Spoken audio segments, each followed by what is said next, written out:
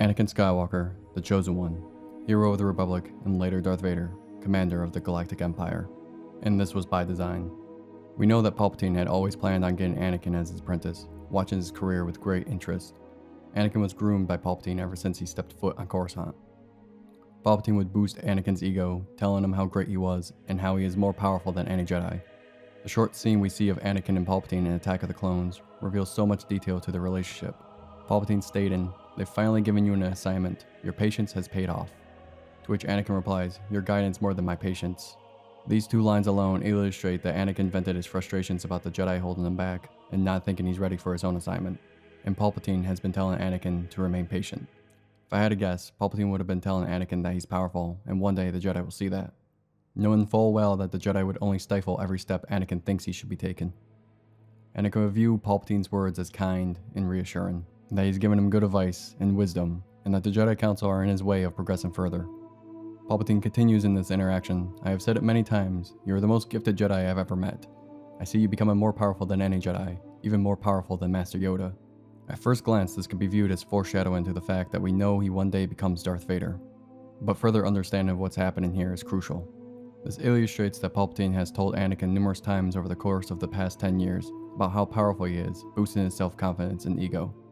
While Anakin felt his self-esteem being torn down by Obi-Wan and the Jedi constantly, which only primes him to be manipulated by an abuser. We also see in Revenge of the Sith, Palpatine tell Anakin, "Remember what you told me about your mother and the Sand People?" Showing us that Anakin confided in Palpatine with that information, trusting him enough to tell him, where he did not tell Obi-Wan, which shows us he trusted Palpatine more than Obi-Wan. All this is important because Anakin needed to be primed properly for his turn to the dark side. He needed to have distrust in the Jedi, consider Palpatine a friend and more often than not a mentor, and needed his ego boosted by Palpatine.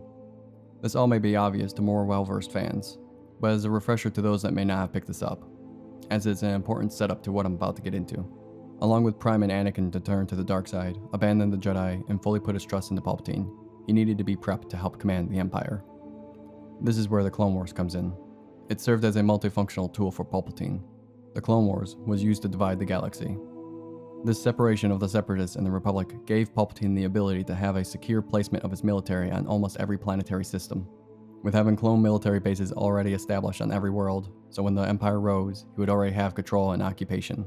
The Clone Wars served as a tool to sow distrust in the Jedi in the public eye, as smear campaigns were run to show the Jedi as warmongers, and take away their focus from their normal duties, now that they are preoccupied with the war.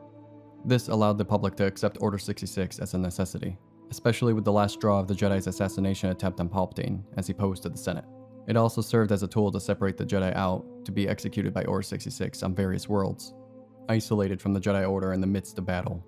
It also served as a method to bring several worlds into a war-torn environment, and when given the opportunity to end the war and bring unity and peace to the Republic, the people would more easily embrace the Empire, so there could be that unity and avoid future conflict. A resolution and a solution born out of fear. Lastly, the war served as a point to train Anakin.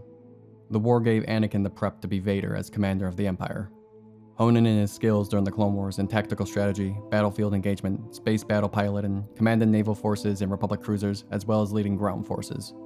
Without the 3 years of consistent battlefield knowledge, he would not be ready to lead the Empire. If the war never existed, we would have seen Anakin following Obi-Wan on missions, and when he was ready, taking on his own assignments. His missions would probably be more in line with diplomacy and negotiations and quelling larger threats, such as pirates or mercenaries. All things we've seen Jedi engage in pre-Clone Wars, which would have not allowed Vader to flourish in the Empire. So during the 13-year relationship Anakin had with Palpatine, he was propped up by Palpatine to believe he was more capable and powerful than the Jedi allowed him to be. He posed to Anakin subtly that he was chained by the Jedi, and how unfortunate it was that he wasn't allowed to flourish, planting seeds of doubt every step of the way about where he should be at and how Obi-Wan and the Jedi are in his way, and setting up the ability for Anakin to learn war tactics to be ready to command his empire. But these are just my thoughts. What do you think? What else do you think Palpatine did to prep Anakin to become Vader? Like and subscribe for more Star Wars content like this, and may the Force be with you, always.